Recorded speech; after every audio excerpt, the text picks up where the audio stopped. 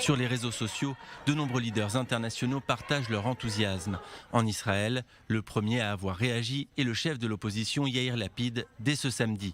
Le Premier ministre Benjamin Netanyahou et le ministre de la Défense Benny Gantz n'ont réagi que ce dimanche matin. Tous deux ont félicité le vainqueur tout en saluant la politique étrangère de Donald Trump.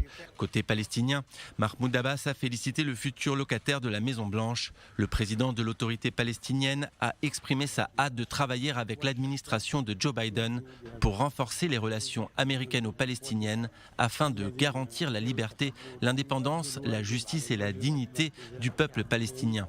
En Iran, on semble également se réjouir de ce changement de cap, avec l'espoir que ce que Téhéran nomme les politiques américaines destructrices des États-Unis cessent. Le président iranien Hassan Rouhani invite les États-Unis à saisir une occasion de se rattraper après leurs erreurs passées, tout en soulignant la résistance du peuple iranien aux sanctions américaines. Les pays du Golfe ne sont pas en reste. Le prince héritier, Mohammed Ben Zayed Al Nahyan des Émirats arabes unis, espère le renforcement de l'alliance entre leurs pays. Le monde arabe peut se rassurer.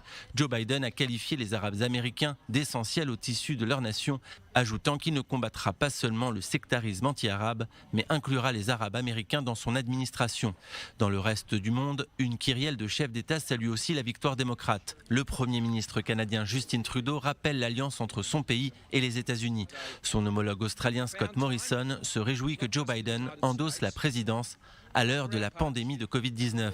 En Asie, le président sud-coréen Moon Jae-in met en exergue l'alliance entre les deux pays, solide comme du roc.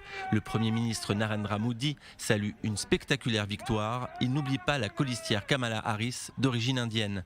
Pour l'Europe, l'élection de Joe Biden renforce le rôle mondial des États-Unis. Le président français Emmanuel Macron a publié un tweet jovial. « Travaillons ensemble », a-t-il écrit. Peu après minuit, ce samedi, la chancelière allemande Angela Merkel a adressé ses félicitations à destination du peuple américain. Le Premier ministre irlandais Micheál Martin évoque quant à lui l'héritage américano-irlandais de Joe Biden. Moins enthousiaste, le Premier ministre britannique Boris Johnson, proche de Donald Trump, s'est contenté de souligner que les États-Unis étaient leur allié le plus important.